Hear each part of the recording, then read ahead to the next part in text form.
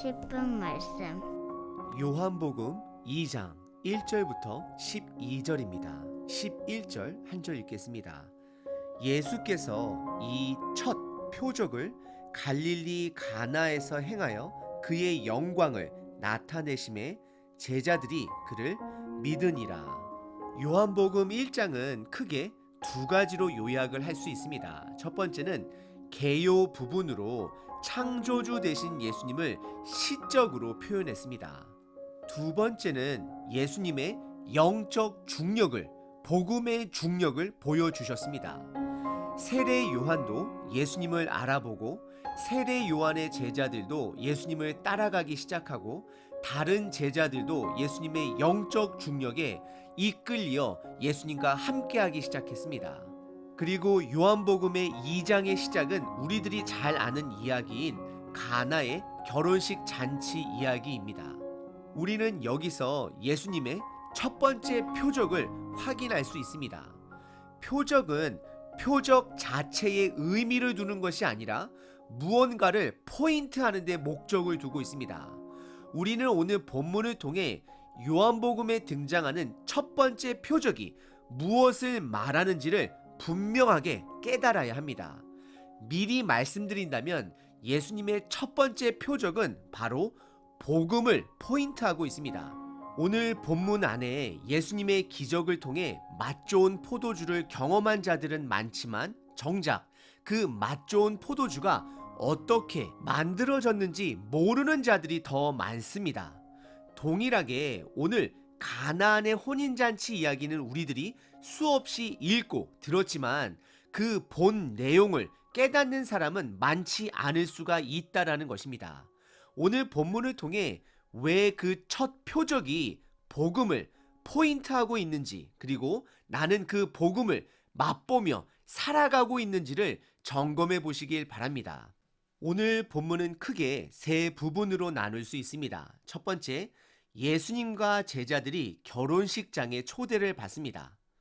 두 번째, 결혼식장에 포도주가 모자르게 됩니다. 세 번째, 예수님께서 정결 항아리에서 최고의 포도주를 만드시며 본인의 영광을 첫 표적을 통해 드러내십니다. 첫 번째 부분은 1절과 2절에 예수님과 제자들이 결혼식장에 초대를 받습니다. 그 당시 이스라엘의 결혼식 문화를 세 가지로 요약하면 다음과 같습니다. 첫 번째, 이스라엘 결혼식 문화는 약 7일 동안 진행이 되었습니다. 두 번째, 그 당시 로마의 결혼식은 법적 효력에 집중했다라면, 즉 지금 시대로 말하면 혼인신고에 집중했다라고 말을 한다면 이스라엘 결혼 문화는 결혼식 과정에 집중했습니다. 그래서 7일의 결혼식 동안 기쁨이 반드시 있어야 했던 것이었습니다. 세 번째, 결혼식에 어떤 이유로든 예를 들어 음식이 떨어지던 아니면 불미스러운 일이 생기던 기쁨이 없어진다라면 그 집안은 몇 년 동안 수치를 당하게 되는 게 문화였습니다. 1절에 사흘째 되던 날로 시작을 하고 있습니다. 즉 3일째 되는 날을 말하고 있습니다. 요한복음 1장에 드러난 시간의 단어 이튿날이라는 표현을 찾아보시면 3번이 등장합니다. 그런데 갑자기 요한복음 저자는 2장의 시작 부분에 3일째 되던 날로 시작을 합니다. 많은 학자들이 이것을 어떤 각도로 보냐에 따라 6일 또는 7일로 계산을 합니다. 그래서 이것은 안식일 또는 6일의 창조와 연결해서 해석할 때가 많습니다. 하지만 저자가 안식일을 강조하기 위한 의도였더라면 분명히 안식일이라고 강조했을 것입니다. 하지만 저자는 안식일보다 의도적으로 3일째 되는 날을 강조하고 있음을 볼 수 있습니다. 그것은 바로 3일째 날에 부활하실 예수님을 강조하기 위해서입니다. 3일째 되는 날의 첫 표적 사건을 기록하고 있는 것입니다. 이 표적은 바로 예수님의 죽으심과 부활하심으로 우리에게 시작될 복음을 말하고 있는 것입니다. 그리고 1절에 예수의 어머니가 계셨다라고 말을 합니다. 요한복음에서 특징 중에 하나는 예수님의 어머니를 마리아라고 표현하지 않고 그냥 예수님의 어머니라 표현하며 요한복음 안에서 중요한 부분을 표시하는 책갈피처럼 딱 두 번 등장합니다. 2장과 19장입니다. 이것은 각각 첫 표적 사건 때와 예수님의 십자가 사건 때에 등장합니다. 그리고 오늘 본문의 배경인 가나라는 도시는 예수님이 성장한 나사렛 도시와 5.5km 정도, 3.5마일 정도, 걸어서 약 1시간 정도 되는 가까운 거리에 있었습니다. 그리고 오늘 본문의 예수님의 어머님은 오늘 결혼식장의 음식을 담당하는 자로 볼 수 있습니다. 왜냐하면 떨어진 포도주를 걱정하고 하인들에게 명령할 수 있는 위치에 있었기 때문입니다. 예를 들어 여러분들 각 교회마다 부엌을 담당해 주시는 귀한 권사님들이나 집사님들이 계시는 것처럼 지금 예수님의 어머님 마리아는 본인이 아는 사람의 결혼식의 음식 부분을 담당하고 있는 것으로 볼 수 있습니다. 그리고 2절에 예수님과 제자들도 그 결혼식의 초청을 받았음을 말하고 있습니다. 오늘 본문의 첫 번째 부분은 예수님과 제자들이 결혼식장에 초대받은 이야기를 담고 있습니다. 그리고 오늘 본문의 두 번째 부분은 3절서부터 5절까지 그 결혼식 잔치에 포도주가 모자라게 되는 상황을 맞이하게 됩니다. 그 당시 포도주는 분명히 알코올이 들어간 포도주입니다. 많은 학자들이 알코올 농도를 2, 3%로 보고 있습니다. 그리고 그 당시는 물을 정화시키기 위해 알코올을 넣었다라고 우리들이 대부분 말하고 있지만 오로지 그것만이 목적은 아닙니다. 사실 그 당시 주변에 우리 현 시대의 약수라고 불리는 깨끗한 우물들도 많았습니다. 그래서 꼭 물을 정화시키기 위한 것만은 아니었습니다.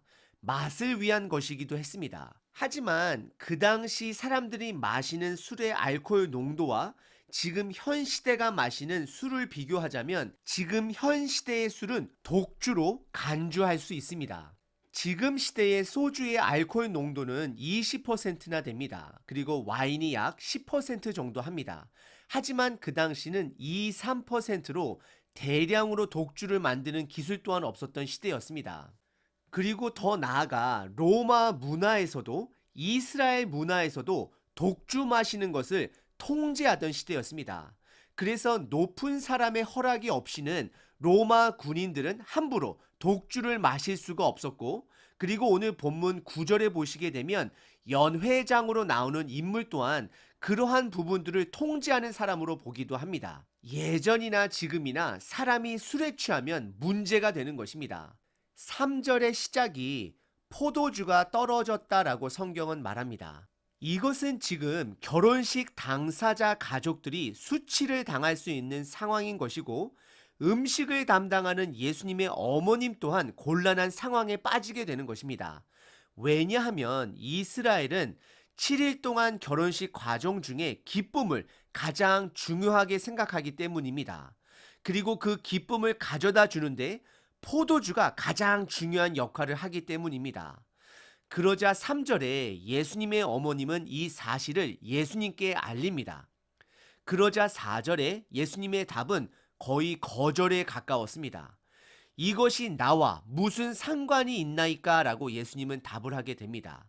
그리고 그의 어머니를 여자여라고 부르게 되는데 그 단어는 정중한 존칭 단어이지만 그 당시 아들이 어머니에게 부르는 호칭으로는 자연스러운 호칭은 아니었습니다.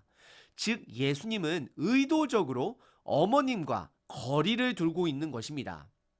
그리고 4절 끝부분에 내 때가 아직 이르지 아니했다라고 답을 하십니다.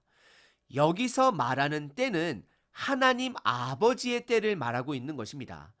요한복음에서 예수님이 말씀하신 그 때가 약 15번 정도 등장하는데요. 그 때의 구절들을 따로 뽑아 보시면 예수님의 십자가 죽음을 향해 말하고 있음을 알 수 있습니다. 예를 들어 4장 21절에 사마리아 우물가 여인에게는 그 때가 되면 신령과 진정으로 예배할 때가 올 것이다 라고 말씀하십니다. 이것은 예수님의 십자가 죽음 사건과 부활하심을 통하여 복음 사건의 때를 말하고 있는 것입니다. 그래서 4절을 요약하자면 지금 예수님은 인간의 부모의 뜻을 따라 사는 자가 아니라 하나님 아버지의 뜻을 따라 사는 자임을 우리들에게 보여주고 있는 것입니다. 우리들의 자녀들도 부모의 기대에 부응하며 살아가는 자가 아니라 하나님 아버지의 기대에 반응하며 성장하는 자녀로 키우셔야 합니다. 그리고 5절에 비록 예수님께서 마리아와 어머님과 거리를 두었지만 마리아는 하인들에게 예수님께서 무슨 말씀을 하든지 간에 그대로 하라 명령합니다. 우리는 여기서 마리아가 어머니이긴 하지만 예수님을 주인으로 인정하는 모습을 확인하실 수 있습니다. 오늘 본문의 두 번째 부분은 결혼식 잔치에 기쁨의 상징인 포도주가 떨어진 상황을 살펴봤습니다. 오늘 본문의 세 번째 부분은 6절서부터 12절까지 정결 예식 항아리에서 예수님은 최고의 포도주를 만들어 내심으로 본인의 영광을 첫 표적을 통해 드러내십니다. 6절에 정결 예식 항아리가 등장합니다. 이것은 매우 중요합니다. 이 정결 예식 항아리는 이스라엘 백성들이 전통적으로 몸을 정결하기 위해 사용했던 물이었습니다.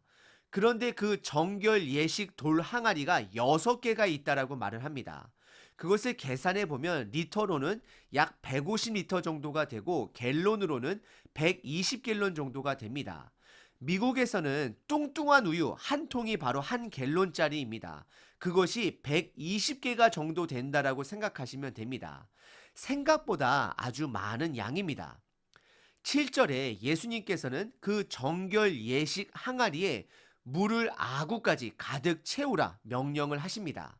그리고 8절에 그것을 연회장에게, 즉 결혼식을 주관하는 사람에게 그 물을 가져다 주라 명령하십니다.